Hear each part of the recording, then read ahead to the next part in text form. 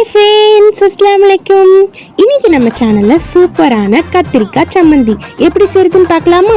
கத்திரிக்காயில் இப்படி இல்லாமல் செய்யலாம் அப்படின்ற மாதிரி ஒரு சூப்பரான டிஷ் தான் இது.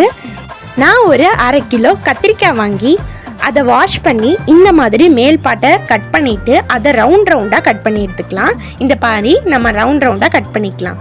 நம்ம சேனலில் தொடர்ந்து வீடியோ போட முடியலை பிகாஸ் ஆஃப் ஸ்டடீஸ்.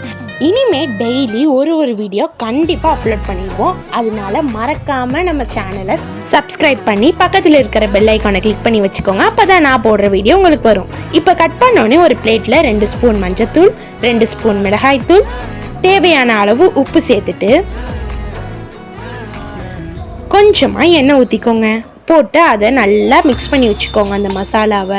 இப்போ நம்ம கட் பண்ணி வச்சுருப்போம்ல அந்த கத்திரிக்காவெல்லாம் கொஞ்சம் கொஞ்சமாக உள்ளே சேர்த்து எல்லா பக்கமும் மசாலா போடுற மாதிரி நம்ம விரவி வச்சிடலாம்.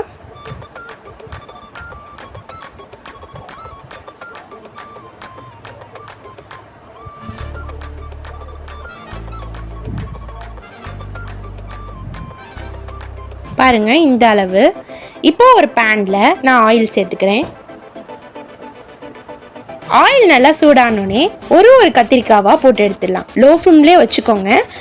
கோல்டன் ப்ரௌன் ஆனோடனே நம்ம எடுத்துடலாம். 2 பக்கமும் டோஸ்ட் பண்ணி எடுத்துருங்க.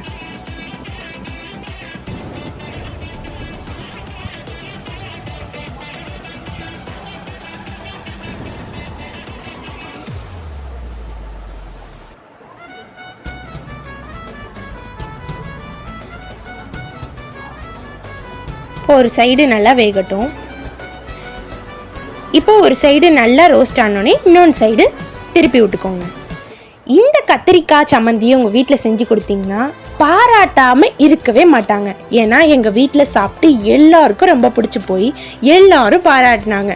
அந்த மாதிரி சிம்பிளாக சீக்கிரமாக பண்ணி பாராட்டுவாங்கன்னா இந்த டிஷ்ஷை பண்ணி கொடுங்க. உங்கள் வீட்டில் எல்லாரும் விரும்பி சாப்பிடுவாங்க. இப்போ நல்லா ஃப்ரை ஆனோடனே பிளேட்டுக்கு மாற்றிடலாம். இந்த மாதிரி எல்லாத்தையும் பொரிச்சு எடுத்துக்கோங்க. அதே பேனில் 3 பெரிய வெங்காயம், பூண்டு 3 இடித்து சேர்த்துக்கோங்க. 2 கை அளவு கருவேப்பிலை. இதை ஃபஸ்ட்டு ஒரு கை போட்டுட்டு நான் நல்லா மிக்ஸ் பண்ணிவிட்டு இன்னொன்று கை சேர்த்துக்கலாம். நம்ம கத்திரிக்காயில் ஏற்கனவே உப்பு சேர்த்துருக்கோம். வதக்கும் போது உங்களுக்கு தேவைப்பட்டால் சேர்த்துக்கலாம். இப்போ வெங்காயம் ரொம்ப நேரம் வதங்கணும்னு அவசியம் இல்லை. ஒரு 5 மினிட்ஸ் வதங்கினாலே போதும். இது கூட ஒரு சின்ன நெல்லிக்காய் அளவு புளி சேர்த்துக்கலாம். இதை மீடியம் ஃப்ளேமில் வச்சு நல்லா வதக்கிக்கோங்க. இப்போ ஒரு பவுலில் எடுத்து வச்சுக்கலாம். இதை நல்லா ஆறட்டும். இப்போ அதே சட்டியில் நான் 2 காஞ்ச மிளகா சேர்த்துக்கிறேன். இதை லைட்டாக ரோஸ்ட் பண்ணிவிட்டு அதை நம்ம எடுத்து மிக்ஸி ஜாரில் போட்டுக்கலாம். இப்போ முதல்ல இதை அரைச்சி எடுத்துக்கலாம். இதை எடுத்துனோடனே நம்ம ஆற வச்ச அந்த வெங்காய மசாலாவை உள்ளே சேர்த்துக்கலாம். இதையும் நம்ம அரைச்சிக்கலாம். ரொம்ப அரைக்கக்கூடாது. பாருங்கள் இந்த அளவு கொரப்பாக அரைச்சி எடுத்துக்கோங்க. தண்ணியே சேர்க்க தேவையில்லை. இந்த பதத்தில் இருக்கணும். இதுக்கடுத்து நம்ம பொரிச்சு வச்ச கத்திரிக்காவை இது கூட சேர்த்துக்கலாம். சேர்த்து கையாலேயே நல்லா ஸ்மாஷ் பண்ணிக்கோங்க. நல்லா பனைஞ்சுக்கோங்க. கத்திரிக்காவே தெரியாத அளவு நல்லா மசிச்சிடலாம்.